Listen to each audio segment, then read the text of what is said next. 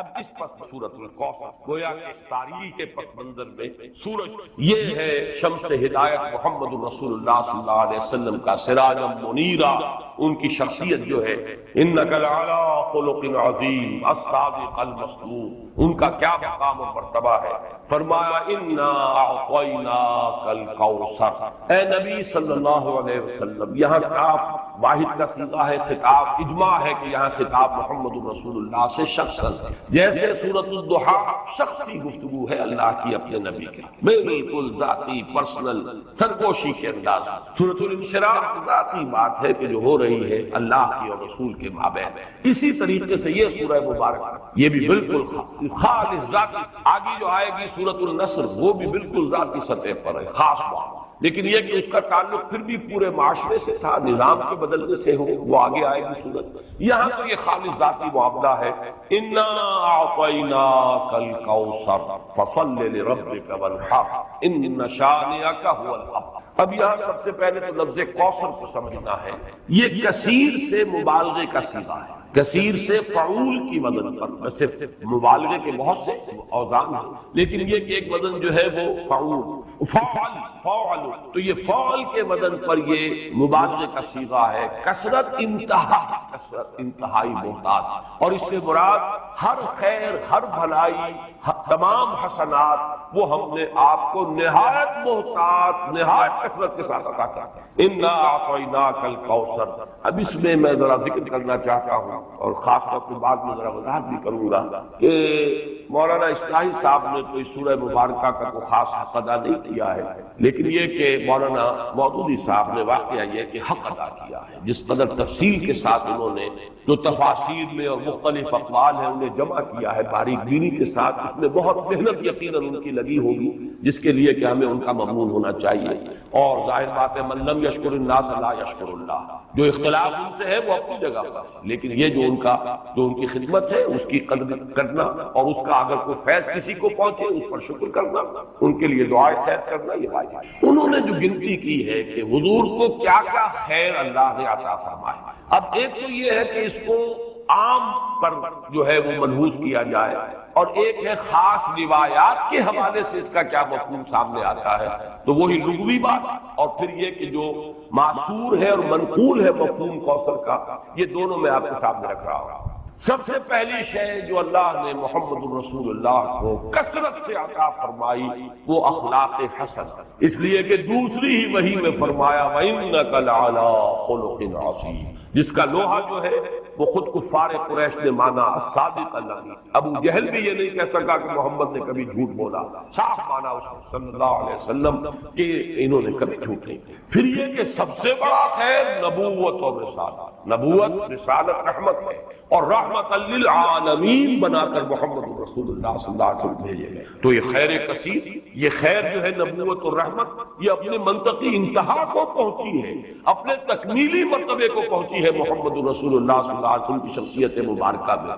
اس اعتبار سے یہ دوسرا۔ پھر جو تعلیمات آپ لے کر آئے، سب سے بڑی شے توحید، پھر وہ نظام توحید، وہ نظام توحید جس کا کہ سیاسی سطح پر اس کا نظام خلافت کا، معاشیات میں اس کا نظام امانت اور کفالت کا، یہ سارا نظام جو دیا یہ سب سے بڑا خیر ہے جس کی ضرورت ہے آج نوع انسانی۔ چنانچہ میں نے اسی کتاب میں نبی اکرم صلی اللہ علیہ وسلم کا مقصد بعثت میں اس پر بحث کی ہے۔ آج کی انسان کو، آج کی انسانیت کو جو انفرادی اخلاق ہیں، شخصی انسان کی انفرادی سیرت و کردار، اس کی اتنی زیادہ ضرورت نہیں ہے، اور اس میں کوئی نئی چیز نہیں تھے جو محمد لے کر آئے ہو صلی اللہ علیہ وسلم، صداقت، امانت، ایفاء عہد۔ حضرت اسماعیل کے بارے میں آیت آپ کو سنا چکا، کانا صادق الوعد، وعدے کا پورا کرنے والا، جس نے اپنی گردن رکھ دی، چلائیے ابا جان چھری چلائیے، وعدہ کیا تھا ستجدنی انشاءاللہ صابرا، اور پھر گردن نکال دی، چلائیے چھری اگر آپ پروردگار کا حکم۔ صداقت میں، امانت میں، زہد میں، اللہ تعالیٰ کی طرف رجوع میں، حنانا من لدنا وزکاۃ وکان تقیا، یہ حضرت یحییٰ کی شان۔ البتہ محمد رسول اللہ صلی اللہ علیہ وسلم نے ایک طرف تو تمام ان اخلاق حسنہ کا گلدستہ اپنی شخصیت میں پیش ہے، ایک تو جامعیت کبریٰ ہے، ورنہ تمام انفرادی اقدار جو ہے وہ تو اس سے پہلے مکمل ہو چکی تھی۔ البتہ سب کو متوازن شکل میں جمع کر دینا، زہد بھی ہو اور ادائے حقوق بھی ہو، دنیا میں رہے بھی اور پھر یہ کہ دنیا سے لو نہ لگے، شادیاں بھی کریں لیکن یہ ہے کہ اللہ تعالیٰ کی بندگی کے اندر اس سے کہیں کوئی کمی نہ آئے۔ یہ ہے اصل میں کہ جو حضور کا تھا ذاتی سطح پر جو آپ کی کنٹریبیوشن، لیکن اس سے بھی آگے بڑھ کر آپ نے اجتماعی اخلاق اور اجتماعی نظام دیا ہے۔ آج کے انسان کو سب سے بڑی ضرورت اس کی، جب تک نظام عادلانہ نہیں ہے، نظام صحیح نہیں ہے، نظام منصفانہ نہیں ہے، تو ظاہر بات ہے کہ اس کے نیچے اگر ایک ظالمانہ نظام کے نیچے ایک بڑا نیک شخص زندگی گزار رہا ہے تو اس کی انفرادی نیکی اس ظالمانہ نظام کی تقویت کا سبب بنتا ہے۔ جیسا کہ میں نے ابھی ایک نقطہ بیان کیا تھا جنا ہال میں، تو سب لوگوں نے اس کو محسوس کیا، ایک دم چوک سے گئے۔ ظالمانہ نظام ہے جاگیرداری اور سود خوری اور حرام خوری سے دولت کے انبار جمع کیے ہوئے ہیں۔ اس میں اگر آپ کوئی بڑا اچھا قانون بنا دے، 12ویں ترمیم بھی لے آئے، اگر چوری کا ڈکیتی کا خاتمہ ہو جائے تو فائدہ کس کو پہنچے گا؟ ان دولت مندوں کی دولت محفوظ ہو گئی نا، ان حرام خوروں کا جو کچھ دولت کا انبار ہے وہ محفوظ ہوگا۔ تو معلوم ہوا بہترین قانون غلط نظام کے تحت تو در حقیقت اس نظام کو قائم رکھنے اور اس کی تقویت کا ذریعہ بنتا۔ تو معلوم ہوا کہ اصل شے نظام، قانون سب سرو کرتا ہے نظام، قانون کسی نظام کو چلانے کا ذریعہ بنتا ہے۔ تو اگر نظام ہی غلط ہو تو صحیح ترین قانون بھی در حقیقت ایک نظام غلط نظام کو چلانے کا اور تقویت دینے کا ذریعہ بن جائے گا۔ تو سب سے بڑا خیر جو عطا کیا ہے، جس کے بارے میں اقبال کے وہ 2 اشعار بڑے قیمتی، ہر کجا بینی جہان رنگ و بو، آنکھ از خاکش برویا آرزو، یاد نور مصطفیٰ اورا بہاس، یا ہنوز اندر تلاش مصطفیٰ۔ وہ خیر جو محمد نے دیا تھا صلی اللہ علیہ وسلم، یا تو اسی سے لوگوں نے کچھ مستعار لیا ہوا ہے، اور یا یہ کہ ابھی اس خیر کے لیے، اس خیر کثیر کی طرف نوع انسانی جو ہے اس کی تلاش میں سرگرداں۔ پھر آپ کو جو خیر کثیر دیا، رفعنا لک ذکرک، آپ کا ذکر بلند، آپ کو اتنی بڑی امت دی گئی، ایسے جانثار صحابہ دیے گئے۔ ذرا تقابل کیجئے، کہاں موسیٰ کے ساتھی تھے کہ جب کہا گیا کہ جنگ کے لیے میدان میں آؤ، فَاذْهَبْ أَنْتَ وَرَبُّكَ فَقَاتِلَا إِنَّا هَاهُنَا قَاعِدُونَ، یہ کہہ کر بیٹھ گئے۔ اور کہاں محمد کے ساتھی ہیں صلی اللہ علیہ وسلم، جہاں آپ کا پسینہ گرا وہاں اپنی خون کی ندیاں بہا، یہ محمد کے ساتھی ہیں۔ ایسے جانثار، ایسے اعوان و انصار، ایسے خلفاء ابو بکر اور عمر اور عثمان اور علی کے خلفاء رضی اللہ تعالیٰ عنہم اجمعین۔ پھر امت، کتنی بڑی امت، کتنے اولیاء اللہ، کتنے صلحاء، کتنے اتقیاء، کیسے کیسے علماء، کیسے کیسے مجددین امت۔ تو واقعہ یہ ہے کہ ہم نے آپ کو خیر کثیر عطا فرمایا۔ پھر اگرچہ اولاد نرینہ تو نہیں تھی، یہ بھی اللہ کی اپنی ہی کوئی حکمت ہے، اس پر کبھی میں نے گفتگو کی بھی ہے لیکن اس وقت اس کا موقع نہیں ہے۔ لیکن یہ کہ آپ کی صاحبزادی حضرت فاطمہ سے جو اولاد حسنی اور حسینی سید کتنی تعداد میں آج دنیا میں موجود، ان میں کیسی کیسی شخصیت ہے۔ حسنین، حضرت حسن، حضرت حسین رضی اللہ تعالی عنہما، پھر بڑے بڑے مجاہدین کبار ان میں اٹھے، حضرت حسن زکیہ اور حضرت زید سے لے کر خود سید احمد بریلوی رحمت اللہ علیہ، یہ کون تھے؟ انہیں اسی خاندان سادات۔ تو معلوم یہ ہوا کہ جہاں تک آپ کی اولاد کا تعلق ہے، روحانی اولاد، اور پھر یہ کہ یہ اولاد جو آپ کی بیٹی سے اگر حضرت فاطمہ سے چلی ہے، لیکن یہ کہ اس میں بھی کوئی کمی کا معاملہ نہیں۔ تو یہ تو 5 چیزیں وہ ہے کہ جو اگر لفظ کوثر کو اس کے لغوی مفہوم پر رکھا جائے تو یہ 5 مفاہیم ہے۔ اور اب آئیے اس کا ایک مفہوم وہ ہے کہ جو منقول ہے روایات، ایک حوض ہے یہ کوثر جو میدان حشر، اور جس کے ساتھی یہ کوثر ہے محمد الرسول اللہ صلی اللہ علیہ وسلم۔ امت وہاں پہنچے گی، العطش جب سب پکار رہے ہوں گے تو صرف امت محمد صلی اللہ علیہ وسلم کو وہاں سے سیرابی عطا ہوگی اور حضور ہوں گے ساتھی۔ دوسری روایات میں یہ آتا ہے کہ یہ جنت کی نہر ہے کوثر، اور معلوم یہ ہوتا ہے کہ اسی نہر کا پانی ہے کہ جو میدان حشر کے اندر اس حوض کے اندر جمع ہوا۔ اس میں مولانا مودودی صاحب نے اپنی اس تفہیم میں بڑی تفصیل سے وہ روایات درج کی ہے، میں صرف چند ان میں سے آپ کو سنا رہا ہوں۔ مسلم شریف کی روایت ہے کوثر کے بارے میں، حضور نے فرمایا ہوا حوض ترد علیہ امتی یوم القیامہ، وہ ایک حوض ہے جس پر میری امت آ کر اترے گی. ورد یرد وارد، جو گھاٹ پر اترتا ہے پانی پینے کے لیے، اس کے لیے لفظ آتا ہے. میری امت اس گھاٹ پر آ کر شراب. بخاری کی روایت ہے انا فرطکم علی الحوض، اے مسلمانوں میں تم سے پہلے پہنچا ہوا ہوں گا حوض پر. گویا کہ وہاں میں ساقی کا فریضہ سر انجام دوں، میں میزبان ہوں گا حوض کوثر پر، اور وہاں تمہارا انتظار کروں گا، تمہارا استقبال کروں گا. انا فرطکم، یہ وہی لفظ ہے کہ جو کم سن بچے فوت ہو جاتے ہیں تو ان کی دعائے جنازہ میں یہ لفظ کہا جاتا ہے اللہم اجعلہ لنا فرطا واجعلہ لنا اجرا وذخرا. یہ ہم سے آگے جا رہے ہیں، ہم نے جو بھی ان کی خدمت کی ہے پروردگار اس کو آخرت میں ہمارے لیے ذخیرہ بنا دے. اسی طریقے سے بخاری کی ایک روایت اور بھی ہے انا فرطکم علی الحوض وانا شہید علیکم وانی واللہ لانظر الی حوضی الان. میں تم سے پہلے پہنچ جاؤں گا حوض کوثر پر اور وہاں تمہارا استقبال کروں گا، اور پھر میں تمہاری گواہی دوں گا، تم پر گواہ ہوں گا اس حوض کوثر پر. اور خدا کی قسم میں اپنی آنکھوں سے اس حوض کو اس وقت بھی دیکھ رہا ہوں. یعنی دنیا میں رہتے ہوئے بھی محمد رسول اللہ صلی اللہ علیہ وسلم کو جنت کا مشاہدہ. جیسے ایک موقع پر ہوا کہ ایک نماز کے دوران آپ کا ہاتھ بے ساختہ جو ہے آگے بڑھ گیا. ایک مرتبہ بے ساختہ پیچھے کو ہٹے جیسے کسی شے سے دہشت ہو گئی ہو، خوف ہو. جب لوگ صحابہ نے پوچھا حضور کیا یہ اس نماز کا خاصہ ہے؟ یہ بھی اس کا کوئی جز؟ آپ نے فرمایا نہیں، میرے سامنے جنت لے آئی گئی تھی اور میں اختیار میرا ہاتھ بڑھ گیا کہ میں اس کا کوئی خوشہ چھوڑ لوں تاکہ تمہیں دوں وہ جنت کا میوہ. اور میرے سامنے دوزخ لے آئی گئی اور اس کا بھپکا جو تھا، اس کی حرارت، اس کی وجہ سے مجھے پیچھے ہٹنا پڑا. تو دنیا میں مشاہدہ کرایا جاتا تھا. اس لیے حضور نے فرمایا وَإِنِّي وَاللَّهِ لَأَنظُرُ إِلَىٰ حَوْضِي الْآنَ، میں اس وقت بھی اپنے اس حوض کو دیکھ رہا ہوں. البتہ ایک حدیث اور بھی ہے. یہ تو حدیثیں جو ہے بڑی میٹھی میٹھی ہیں. ہم امتی ہیں اللہ کے رسول کے اور ہم پہنچیں گے اور ہمیں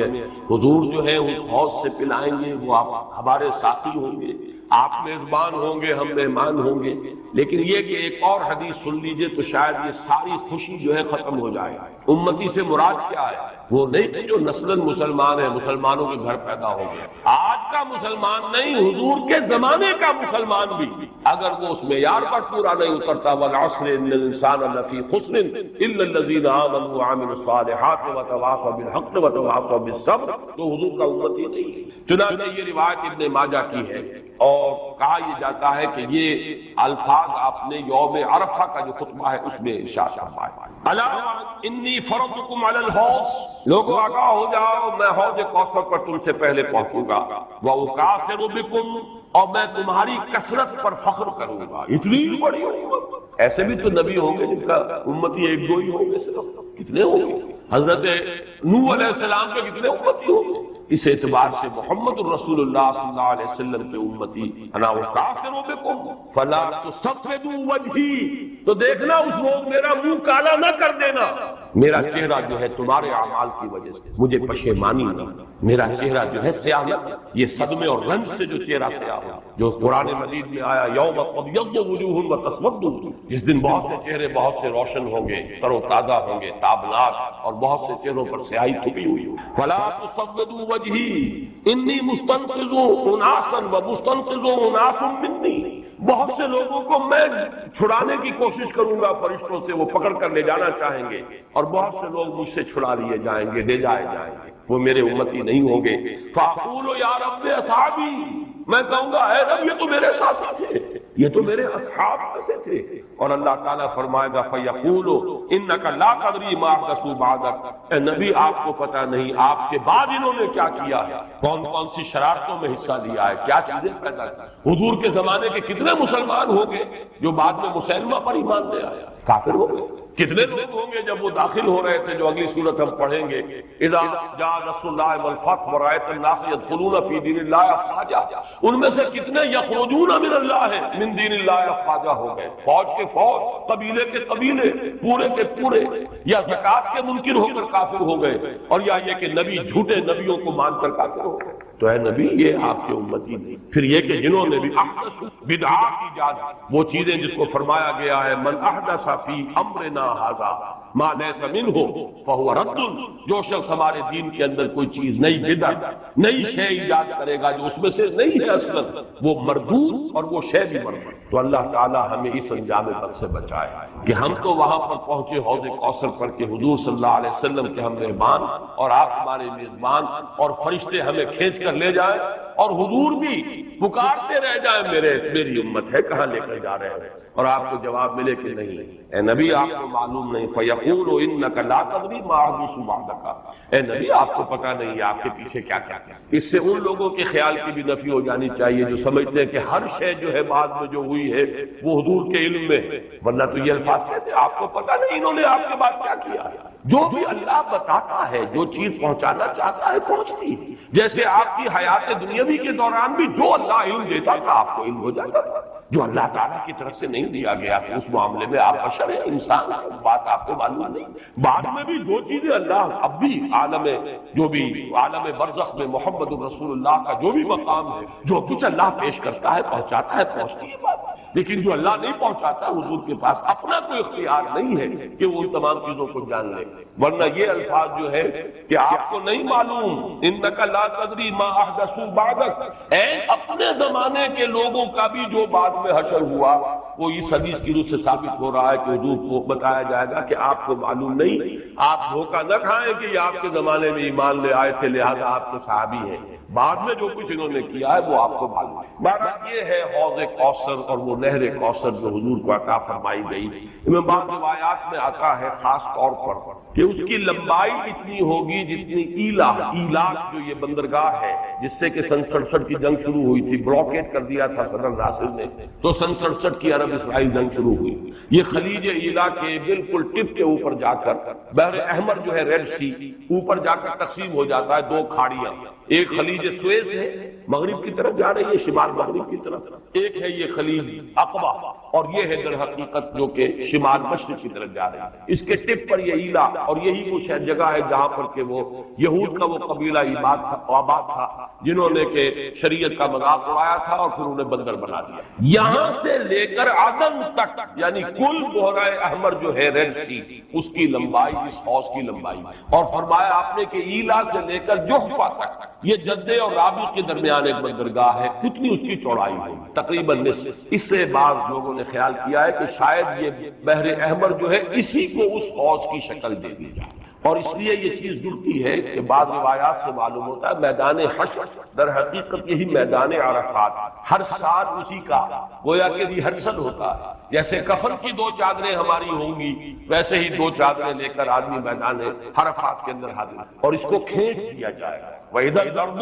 مُدَّتْ، اس کو کھینچا جائے گا، اسی سے جگہ سے وہ کھینچایا جائے گا اور وہ بن جائے گا میدان حشر۔ اور ظاہر بات ہے کہ پھر اسی حشر میں یہ حوض کوثر ہو سکتا ہے کہ بحر قلزم ہی کو اللہ تعالیٰ اس وقت وہ شکل دے دے، اس کا پانی انتہائی شیرین ہوگا، شہد سے زیادہ میٹھا، دودھ سے یا چاندی سے زیادہ سفید، اور اس کا جو پھر حوض کے جو تہ کے اندر کنکر پڑے ہوں گے وہ سچے موتی ہوں گے اور زمرد ہوں گے اور قیمتی پتھر ہوں گے۔ یہ اس حوض کی شان ہے۔ اللہ تعالی ہمیں اس حوض پر پہنچائے اور محمد رسول اللہ صلی اللہ علیہ وسلم کے دستے مبارک سے ہماری وہ جو اس وقت کی تشنگی ہوگی اسے سیرابی عطا فرمائے۔ انا اعطیناک الکوثر، میں نے لفظ کوثر کے ضمن میں دونوں باتیں عرض کر دی، اس کو لغوی اصل پر رکھیے تو وہ سب کوثر ہے، ساری خیرات و حسنات جو اللہ نے عطا فرمائی، اور ان روایات کی روح سے پھر یہ کوثر۔ مولانا فراہی رحمۃ اللہ علیہ نے یہ کہا ہے کہ یہ اصل میں خود بیت اللہ جو ہے یہی کوثر ہے، اس کے گرد جو ہے پیاسے جمع ہوتے ہیں، حاجی طواف کرتے ہیں۔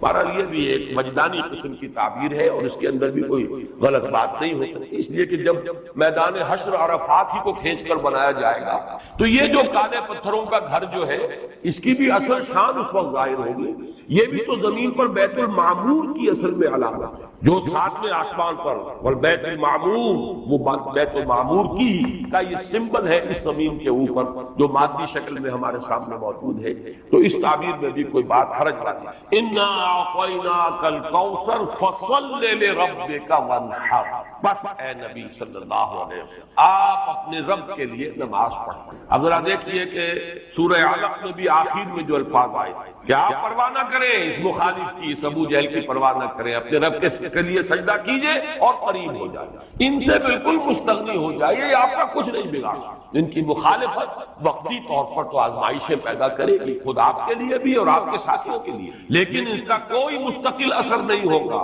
آپ کے قدم آگے بڑھتے چلے جائیں گے، کامیابی آپ کے قدم چومے گی، آپ کا یہ دین جو ہے جو اللہ نے آپ کو دے کر بھیجا ہے یہ دین غالب ہوگا، اس کو غلبہ حاصل ہوگا، کھال کھینچ لی جائے گی، مردتن کا دہان ہو جائے گا، آسمان پھٹ جائے گا۔ لیکن باقی یہ کہ اور اجرام سماویہ کے بارے میں قیامت کے روز کیا ہوگا، وہ جو زلزلہ ہے، وہ جو ایک ہلچل ہوگی اس کائنات کے اندر، اس کا تذکرہ کم ہے۔ زمین کے اندر جو کچھ ہونے والا ہے اس کا تذکرہ قرآن مجید میں بہت تفصیل کے ساتھ آیا ہے، اور ان میں بھی میرے نزدیک سب سے زیادہ جبال،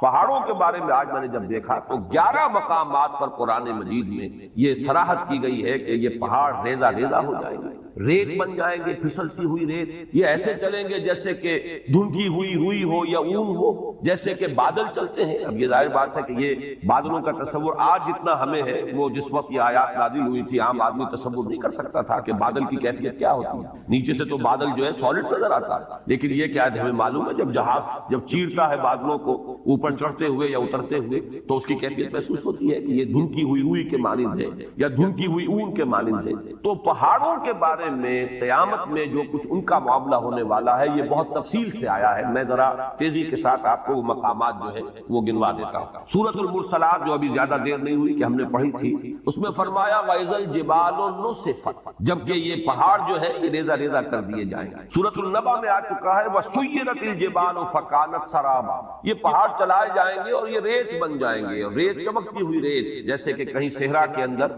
ریت چمکتی ہے تو سراب محسوس ہوتا ہے کہ جیسے پانی ہے، یہ پہاڑ بھی اس شکل کے ہو جائے گا۔ سورۃ الکہف میں فرمایا وَيَوْمَ نُسَيِّرُ الْجِبَالَ، جس دن کے ہم پہاڑوں کو چلائیں گے۔ سورۃ طٰہٰ میں فرمایا وَيَسْأَلُونَكَ عَنِ الْجِبَالِ، یہ پوچھتے ہیں آپ سے پہاڑوں کے بارے میں، فَقُلْ يَنسِفُهَا رَبِّي نَسْفًا، کہہ دیجئے یہ پہاڑ تمہیں کو بڑی شے نظر آ رہے ہوں گے لیکن میرا رب تو ان کو ریزہ ریزہ کر دے گا۔ سورۃ النمل میں فرمایا وَتَرَى الْجِبَالَ تَحْسَبُهَا جَامِدَةً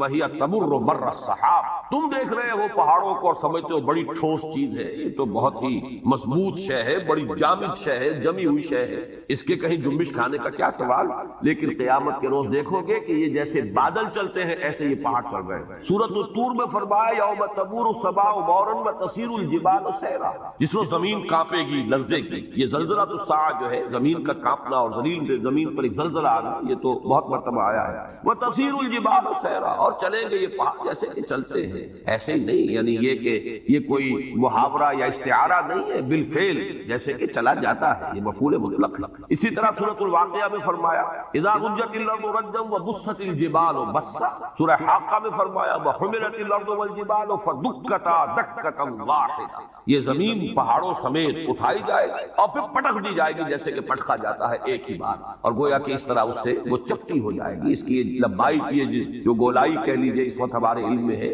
کوئی اس کے اندر جیسے سورہ طٰہٰ میں آیا ہے لا تری فیہا عوجا ولا امتا، نہ کوئی اونچان اور نیچان نظر آئے گی اور نہ کوئی موڑ، کہیں بھی کوئی کجی نہیں۔ سورۃ المزمل میں آیا ہے یوم ترجف الارض والجبال وکانت الجبال کثیبا مہیلا، یہ پہاڑ ایسے ہو جائیں گے جیسے پھسلتی ہوئی ریت۔ سورۃ المعارج میں آیا ہے یوم یکون السماء کالمہل وتکون الجبال کالعہن، یہ پہاڑ ایسے ہو جائیں گے جیسے کہ دھنکی ہوئی اون، اور یہی پھر سورۃ القاریہ میں آگے چل کر آ جائے گا وتکون الجبال کالعہن المنفوش، اون ایسی جو دھنک دی گئی ہو اور وہ بالکل جیسے دھنکی ہوئی روئی ہوتی ہے ایسے۔ یہ میرا خیال ہے کہ اس اعتبار سے کہ زمین پر جو چیزیں ہمارے مشاہدے میں آتی ہیں ان میں سب سے زیادہ ٹھوس اور سب سے زیادہ مرعوب کن شے جو ہے وہ یہ پہاڑ، بڑے جمے ہوئے ڈٹے ہوئے، لیکن یہ کہ وہ قیامت کا زلزلہ اس کے احوال ایسے ہوں گے کہ یہ پہاڑ جو ہے ریزہ ریزہ ہو کر اور یہ چلیں گے جیسے کہ بادل چلتے ہیں یا جیسے کہ دھنکی ہوئی روئی، اور وہ اس کی کیفیت اختیار کریں۔ آگے چل کر سورۃ الفجر میں اس کا نقشہ جو کھینچا گیا ہے وہ اور بہت واضح ہے، اس کو چپٹا کر دیا جائے گا، بلکہ سورۃ الانشقاق میں بھی آیا ہے وَإِذَا الْأَرْضُ مُدَّتْ وَأَلْقَتْ مَا فِيهَا وَتَخَلَّتْ، گویا کہ جیسے جیسے کسی چیز کو کھینچ دیا جائے. اگر کوئی گیند ہو اور اس گیند کو آپ کھینچیں گے تو وہ چپٹی ہو جائے گی، اس کی گولائی ختم ہو جائے گی اور وہ لمبان کے اندر بڑھتی چلی جائے گی. وَإِذَا الْأَرْضُ مُدَّتْ وَأَلْقَتْ مَا فِيهَا وَتَخَلَّتْ. اب ظاہر بات ہے جب کسی ایسی شے کو کھینچا جائے گا تو اس کے بدن میں جو کچھ ہے اس کی اس موٹائی کے اندر وہ باہر نکل آئے گا. وَإِذَا الْأَرْضُ مُدَّتْ وَأَلْقَتْ مَا فِيهَا وَتَخَلَّتْ. جب زمین کو کھینچا جائے گا اور جو اس میں ہوگا اسے وہ باہر نکال کر خود خالی ہو جائے گا. سورۃ الفجر میں نقشہ کھینچا گیا ہے کہ جیسے کہ یہ پہاڑ اور یہ زمین کوٹ کوٹ کر ریزہ ریزہ کر کے برابر کر دی جائے گی اور پھر یہیں پر وہ حشر کا میدان یہی ہوگا. قصہ زمین برسر زمین طے ہوگا. جو اعمال اس زمین پر کمائے گئے ہیں ان کا حساب کتاب یہی ہے. اور ایک خیال آتا ہے واللہ عالم، میں اسے کسی سوچی سمجھی رائے کا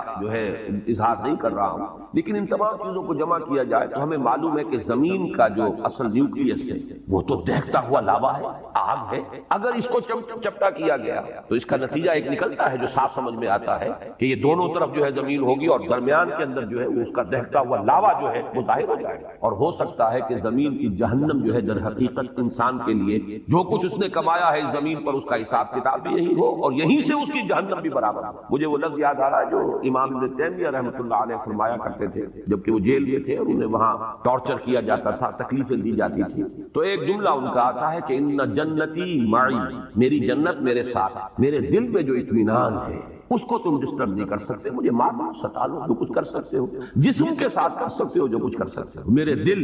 اور میری روح جو ہے وہ تمہاری دسترس سے باہر، اس کے ساتھ تم کچھ نہیں کرو. میری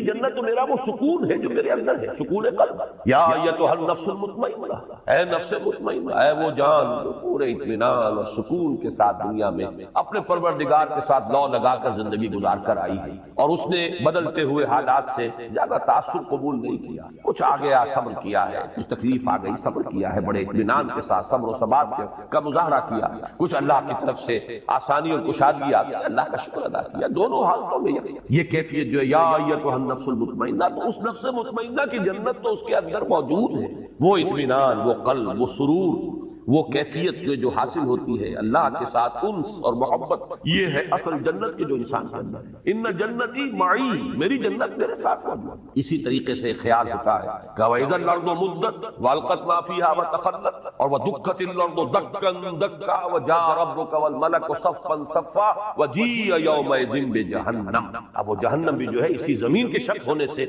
اس کے اندر جو بھی کچھ ہے، جو آگ ہے اور جو لاوا ہے، وہی ہوگا کہ جو جہنم کی شکل اختیار کر لے. واللہ عالم. یہ صرف یہ کہ انتقال ذہنی جسے کہتے ہیں، اس کو کوئی تیقن کے ساتھ نہیں کہا جا سکتا ان باتوں کو، لیکن ان تمام چیزوں کو جب انسان سامنے پاتا ہے، اس پر غور کرتا ہے تو معلوم ہوتا ہے کہ ان کے مابین ایک ربط و تعلق جو ہے منطقی اعتبار سے قائم ہوتا ہے. تو فرمایا وَإِذَا الْجِبَالُ سُيِّرَتْ، جبکہ یہ پہاڑ چلائے جائیں. وَإِذَا الْعِشَارُ عُطِّلَتْ، عشار جمع ہے عشرا کی. عشرا جو ہے اس اونٹنی کو کہتے ہیں جو گابن ہو، حاملہ ہو اور 10 مہینے اس کے حمل پر بیت چکے، گویا کہ وضع حمل قریب. اب یہ چونکہ یہ صورتیں ابتدائی صورتیں ہیں اور ان کے پس منظر میں عرب کا خاص ماحول اور عرب کے احساسات، اہل عرب کے جو احساسات تھے، بادیہ نشینوں کی جو ان کی ویلیوز تھیں، جو ان کے اقدار تھے، جو ان کے سوچنے کے انداز تھے، وہ ان کے پس منظر میں، اس لیے کہ وہی تو مخاطب اولین تھے ان آیات میں. عربوں کے ہاں سب سے بڑی دولت، جیسے کہ وہ آج بھی آپ کو معلوم ہے کہ ہمارے ہاں بلوچستان وغیرہ کے علاقے میں تو دولت کس شے کا نام ہے، مال کسے کہتے ہیں، بھیڑ بکریوں کا غلہ ہی مال.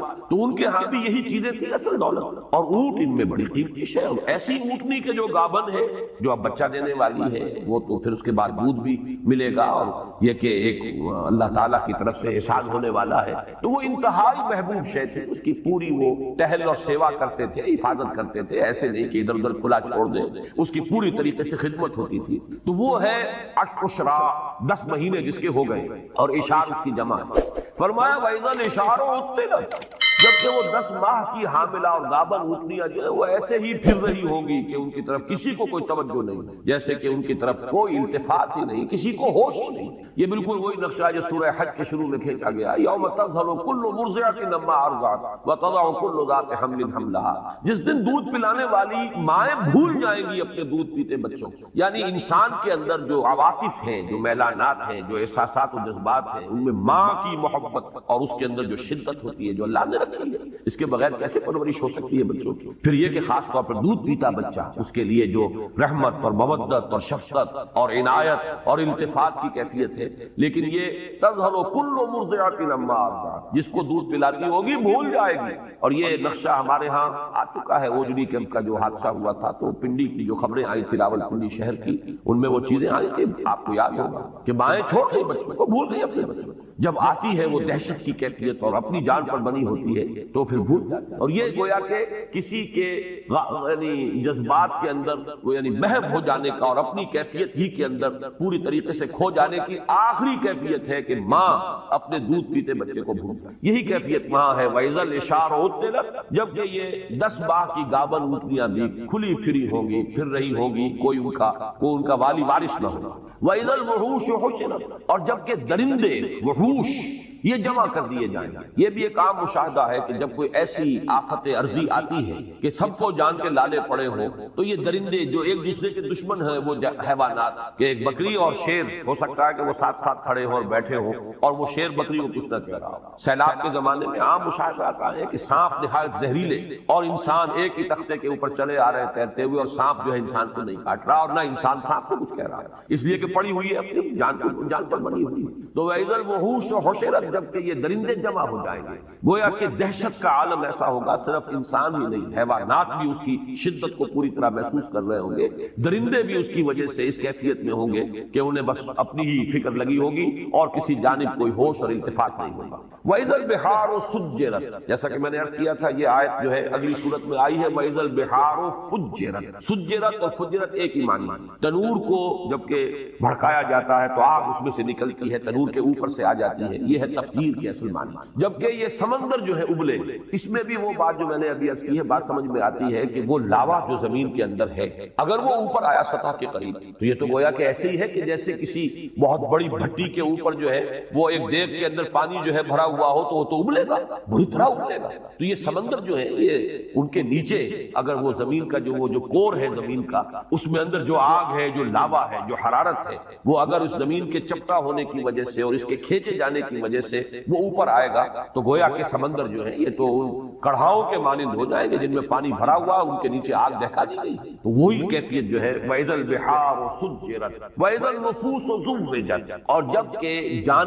جانوں کا جوڑ ملایا جائے گا یا جانیں گروہوں کی صورت میں تقسیم کی جائیں گی۔ زُوِّجَتْ کے دو معنی کیے گئے ہیں، ایک تو یہ کہ جان، ظاہر بات ہے کہ وہ جان تو نکل چکی ہوگی، انسان جب دفن ہوں گے تو ان کا جو بھی مادہ تخلیق ہے وہ تو زمین میں ہے، ہمارے تمام اجزاء تحلیل ہو کر زمین ہی میں ہو گئے، لیکن جان تو نہیں ہوگی، جان تو ہماری وہاں سے نکال دی گئی تھی۔ اب یہ ہے کہ ان جانوں کو جوڑ دیا جائے گا ان جسموں کے ساتھ کہ جن کو اللہ تعالیٰ اثر نو تخلیق فرمائے۔ ایک مفہوم تو یہ لیا گیا ہے جبکہ جان اور جسم کا جوڑا ملا دیا جائے گا، جوڑ ملا دیا جائے گا وَإِذَا النُّفُوسُ زُوِّجَتْ۔ دوسرے معنی یہ لیے گئے ہیں جیسے کہ وَكُنْتُمْ أَزْوَاجًا ثَلَاثًا سورۃ الواقعہ میں آیا ہے، گروہوں میں تقسیم ہو جائے، بڑی بڑی تقسیم تو 3 گروہ ہیں، ایک وہ ہے فَالسَّابِقُونَ السَّابِقُونَ أُولَٰئِكَ الْمُقَرَّبُونَ، وہ تو اللہ کے مقرب بندے ہیں، بہت آگے نکل جانے والے سابقون۔ ایک وہ ہے جو اصحاب الیمین ہے کامیاب ہو گئے ہیں داہنے والے لیکن بہرحال اس درجے کو نہیں ہے، اور تیسرے اصحاب الشمال ہے جہنمی ہیں جن کو سزا دی جائے گی۔ پھر یہ کہ ہر ایک کے اندر گروہ بندی ہوگی، جیسے کہ فرمایا ایک حدیث میں کہ جنت کے دروازے ہیں متعدد، کسی دروازے سے بلایا جائے گا ان کو جن کو خاص طور پر نماز کے ساتھ دلی محبت، کسی دوسرے دروازے سے بلایا جائے گا باب الریان جن کو روزہ رکھنے کا خصوصی جو ہے ایک شغف تھا اور شوق تھا، تو تر و تازگی کا دروازہ ہے جنت کا، اس سے انہیں بلایا جائے گا، اور کسی کو صدقہ اور خیرات سے زیادہ مناسبت تھی تو اس کا کوئی دروازہ اور ہوگا، وہاں سے بلایا جائے گا، آؤ اللہ کی راہ میں خرچ کرنے والوں، آؤ اس دروازے سے جنت میں داخل ہو جاؤ۔ تو یہ بھی تو مختلف گروہ ہو گئے، اور یہاں یہ نوٹ کر لیجیے اس سے مراد فرض عبادات نہیں ہے، وہ تو سب کو کرنی ہے، فرض نمازیں سب کو پڑھنی، لیکن جن کو نفلی نمازوں کا، تہجد کا، اشراق کا، عشاء اور جو بھی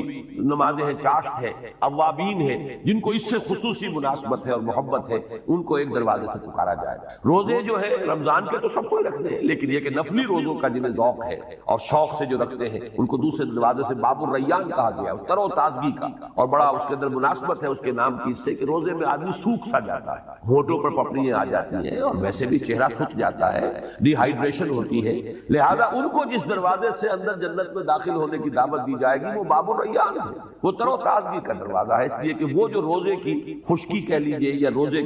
کا وہ جو سوکھ جانا ہے اور ڈی ہائیڈریشن ہے، گویا کہ اس کا جو اب یعنی بدل ملنے والا ہے وہ تر و تازہ۔ تو یہ مختلف گروہوں کے اندر اہل جنت بھی منقسم ہو، پھر اہل جنت کے درجات ہیں، جیسے کہ حضور نے فرمایا کہ ادنا درجے کا جنتی اپنے سے اوپر کے درجے کے جنتی کو ایسے دیکھے گا جیسے تم زمین پر بیٹھ کے ستاروں کو دیکھتے ہو۔ تو اذن نفوس و زوجت کے دو معنی ہو گئے، ایک تو یہ کہ جانیں جسموں کے ساتھ جوڑ دی جائیں گی، جوڑے ملا دیے جائیں گے ہر جان کے ساتھ اس کے جسم کا۔ دوسرا یہ کہ گروہوں میں منقسم کر دیں گے، کنتم ازواجا ثلاثا وَإِذَا الْمَوْءُودَةُ سُئِلَتْ بِأَيِّ ذَنبٍ قُتِلَتْ۔ اب یہاں سے بات چل رہی ہے آگے، گویا کہ اب میدان حشر ہے، عدالت خداوندی اب لگ گئی، اس میں جو محاسبے ہونے ہیں، جن گناہوں کے اوپر پکڑ ہونی ہے، ان میں یہاں ایک بڑی جذباتی بات کا تذکرہ کیا جا رہا ہے۔ یہ وعد، وا اور حمزہ اور دال، وعد، اسی سے یہ جو اس کا مفعول ہے وعودہ، وہ بچی جو زندہ درگور کر دی گئی، جو عرب کا بدترین رواج، بچیوں کو پیدا ہوتے ہی وہ گلا گھونٹ کر مارا، یا یہ کہ گڑھا کھودا اور اس میں ڈالا اور اس کے اوپر سے مٹی ڈال کر برابر، یہ گویا کہ درندگی کا اور شقاوت کا اور انسان کی کہنا چاہیے کہ دل کی سختی کا یہ ایک انتہائی معاملہ ہے۔ خود اپنا لخت جگر ہو ایک شخص کی اپنی اولاد ہے، لیکن یہ کہ اس اولاد کے ساتھ یہ حشر کرنا، کچھ اس وجہ سے بھی کرتے تھے، فقر کی وجہ سے، کہ پیٹ پالنے مشکل ہیں اور یہ پیٹ بڑھ رہے ہیں، ان کے منہ جو ہے جن میں کھانا ڈالنا ہے، چلو بیٹوں کو تو رکھو، بیٹیوں کو دفن کرو۔ ایک یہ کہ غیرت کا ایک بڑا ایک عجیب اور غلط جاہلی تصور تھا کہ کبھی کوئی ہمارے گھر میں داماد بن کر آئے گا، یہ کیسے ہم گوارا کریں گے؟ تو اس سے یہ ہے کہ نہ رہے بانس نہ بجے بانسری، نہ بیٹی زندہ رہے نہ کسی کے داماد بن کر ہمارے گھر میں آنے کا تصور پیدا ہو۔ تو اس کا نقشہ کھینچا جا رہا ہے، کیونکہ جیسے میں نے عرض کیا اولین مخاطب ہے وہ اہل عرب، ان میں جن کے اندر بھی کوئی احساس انسانیت کا برقرار تھا، اس میں اسی تار کو چھیڑا جا رہا ہے کہ ان کے دلوں کے اندر یقیناً اس چیز سے نفرت ہے، اور اسی سے اس کے حوالے سے بات کی جا رہی ہے وَإِذَا الْمَوْءُودَةُ سُئِلَتْ، اور بڑا لطیف انداز ہے کہ یوں نہیں کہا جا رہا کہ ان سے پوچھا جائے گا کہ تم نے اپنی بچیوں کو کیوں زندہ درگور کیا، بلکہ بچیوں سے سوال ہوگا وَإِذَا الْمَوْءُودَةُ سُئِلَتْ، اور جب وہ بچی کہ جو زندہ درگور کر دی گئی تھی اس سے سوال کیا جائے گا بِأَيِّ ذَنبٍ قُتِلَتْ، کہ کس گناہ کی پاداش میں اسے قتل کیا گیا، کیوں مارا گیا اسے۔ گویا کہ بظاہر کہا جا رہا ہے اس بچی سے پوچھا جائے گا، اصل میں تو ان سے پوچھا جانا ہے۔ یہاں مجھے یاد آ رہا ہے کہ ایک روایت میں آتا ہے حضرت حسن رضی اللہ تعالیٰ عنہ نے خواب دیکھا تھا حضرت عثمان رضی اللہ تعالیٰ عنہ کی شہادت کے بعد، اور انہوں نے پھر وہ بیان کیا خواب۔ لوگوں نے حضرت علی سے کہا کہ یہ کیا خواب بیان کر رہے ہیں حضرت حسن آپ کے بیٹے؟ تو حضرت علی نے فرمایا اس نے جو دیکھا ہے وہ بیان کر رہا ہے، اور خواب یہ تھا کہ اللہ کی عدالت لگی ہوئی ہے، اللہ تعالیٰ عرش پر ہے اور فرشتے جو ہے وہ جو ہے اس تخت کے پائے تھامے کھڑے ہیں، خود محمد رسول اللہ صلی اللہ علیہ وسلم کھڑے ہیں، اور ان کے ساتھ حضرت ابو بکر ہے، حضرت عثمان، حضرت عمر ہے، اتنے میں حضرت عثمان آتے ہیں خون میں نہائے ہوئے اور اپنا سر اپنے ہاتھ میں لیے، اور وہ آ کر فریاد کریں پروردگار پوچھ ان لوگوں سے کہ انہوں نے مجھے کس جرم کی پاداش میں قتل کیا ہے، کس گناہ کی پاداش میں مجھے شہید کیا گیا ہے۔ تو مجھے وہ واقعہ یاد آ گیا وَإِذَا الْمَوْءُودَةُ سُئِلَتْ بِأَيِّ ذَنبٍ قُتِلَتْ۔ اس خواب کا بقیہ حصہ یہ ہے کہ عرش الہی تھرایا، اور پھر اللہ تعالیٰ کے غضب کا ظہور اس طریقے سے ہوا کہ خون کے دو پرنالے زمین کی طرف جاری کر دیے گئے۔ اس کی تعبیر ہے جنگ جمل اور جنگ صفین۔ وہ حضرت عثمان رضی اللہ تعالیٰ عنہ کی شہادت مظلومانہ جو ہے، یہ اللہ تعالیٰ کی طرف سے گویا کہ اس کی سزا ہے جو مسلمانوں کو ملی، کہ پھر 10,000 ایک جنگ کے اندر اور شاید 74,000 ایک جنگ کے اندر مسلمان جو ہے قتل ہوئے ایک دوسرے کی تلواروں اور تیروں سے۔ تو یہ دو خون کے پرنالے تھے جو عرش الہی سے زمین کی طرف جو ہے جاری کر دیے۔ وَإِذَا الْمَوْءُودَةُ سُئِلَتْ بِأَيِّ ذَنبٍ قُتِلَتْ، اور جب کہ پوچھا جائے گا اس بچی سے جو زندہ دفن کر دی گئی تھی کہ کس گناہ کی پاداش میں اسے قتل کیا گیا۔ وَإِذَا الصُّحُفُ نُشِرَتْ، اور جب کہ صحیفے کھول دیے جائیں گے، واضح کر دیے جائیں گے، اعمال نامے جس کا کہ نقشہ سورہ کہف میں جو کھینچا گیا ہے وہ تو ایسے ہے کہ جیسے کوئی ایک ہی اعمال نامہ ہے۔ ظاہر بات ہے کہ کوئی بہت بڑا کیبنٹ ہو جس میں ہر ایک کی فائل موجود ہو، یا آج ہمارا تصور جو ہے زیادہ قریب آ سکتا ہے کہ بہت بڑا کمپیوٹر ہے جس میں کہ صرف ایک بٹن دبانے کی دیر ہے کہ آپ کا فلم چل پڑے اور آپ کی پوری زندگی کا ایک ایک حرف جو آپ کی زبان سے نکلا ہے اس کا جو اس کی ٹیپ شروع ہو جائے اور پورا کا پورا معاملہ۔ آج تو ہم یہ چیزیں بہت قریب ہو کر سمجھ سکتے ہیں کہ کوئی بعید نہیں رہی۔ یہ تو جو ٹیکنالوجی آج ہمارے پاس ہے اس کے حوالے سے وہ چیزیں کہ جو آج سے کوئی 1000 برس برس پہلے 1400 برس پہلے تو بڑے گہرے یعنی سمجھیے ایمان بالغیب کی بڑی شدید گہرائی کی ضرورت تھی ان باتوں کو ماننے کی. جو وہ میں نے لفظ استعمال کیا جو سورہ بقرہ کے شروع میں الذین یؤمنون بالغیب، تو غیب میں وہ ایسی چیزوں کو کہ جن کے لیے کوئی انسان کے فہم کا ابھی آس پاس بھی جو ہے گزرنا ہوا ہو، ان چیزوں کا انسان کے فہم میں ان کو ماننے کے لیے تو ایمان بالغیب کی بڑی گہری اور بڑی ہی یوں سمجھیے کہ شدت کی ضرورت تھی کہ مانے کہ محمد اللہ کے رسول ہے، جو فرما رہے ہیں وہ حق. لیکن آج تو یہ چیزیں ہمارے سامنے کی چیزیں ہیں، گویا کہ کوئی اس کے اندر استبعاد ہی نہیں رہا، ان کا ماننا قطعاً مشکل نہیں رہا، اس لیے کہ بٹن کے سائز کے ٹیپ ریکارڈر موجود ہیں. آپ کے ساتھ آپ کو شخص گفتگو کرنے آیا ہے، آپ کو پتہ بھی نہیں ہے، اور وہ اس کے ساتھ ریکارڈنگ بھی ہو رہی موجود ہے. اسی طریقے سے وَوُضِعَ الْكِتَابُ فَتَرَى الْمُجْرِمِينَ مُشْفِقِينَ مِمَّا فِيهِ وَيَقُولُونَ يَا وَيْلَتَنَا مَا لِهَذَا الْكِتَابِ لَا يُغَادِرُ صَغِيرَةً وَلَا كَبِيرَةً إِلَّا أَحْصَاهَا وَوَجَدُوا مَا عَمِلُوا حَاضِرًا. جب وہ اعمال نامہ لا کر رکھ دیا جائے گا تو پھر دیکھو گے کہ لوگ کانپ رہے ہوں گے، ڈر رہے ہوں گے اور کہیں گے، پکار اٹھیں گے، یہ کیسا اعمال نامہ ہے؟ اس نے تو کسی چھوٹی سی چھوٹی مائنیوٹ ڈیٹیل کو بھی اومٹ نہیں کیا، بڑی چیزیں بھی چھوٹی بھی سب موجود ہیں، جو کیا ہوگا اپنے سامنے موجود پائے. ولا یظلم ربک احدا، اور تیرا رب کسی پر ظلم نہیں کرے گا، ان کے اپنے کرتوت ہوں گے. آگے ہم چل رہے ہیں، وہ صورت بھی آ جائے گی کہ جس شخص نے ذرہ برابر ذرے کے ہم وزن نیکی کمائی ہوگی وہ بھی سامنے پائے گا، اور ذرے کے ہم وزن جو ہے بدی کمائی ہوگی وہ بھی سامنے پائے گا. تو یہ جو اعمال نامہ ہے فرمایا وَإِذَا الصُّحُفُ نُشِرَتْ، کھل جائے، حقیقت واضح ہو جائے. وَإِذَا السَّمَاءُ كُشِطَتْ، آسمان کی کھال کھینچی جائے گی. کاف اور شین اور طا، یہ مادہ آتا ہے کسی چیز کے اوپر سے اس کی